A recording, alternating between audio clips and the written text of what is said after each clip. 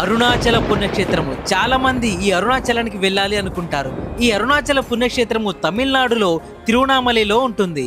ఈ అరుణాచలానికి వచ్చిన ప్రతి ఒక్కరూ గిరి ప్రదక్షిణ చేస్తారు. ఈ గిరి ప్రదక్షిణ 14 కిలోమీటర్లు ఉంటుంది.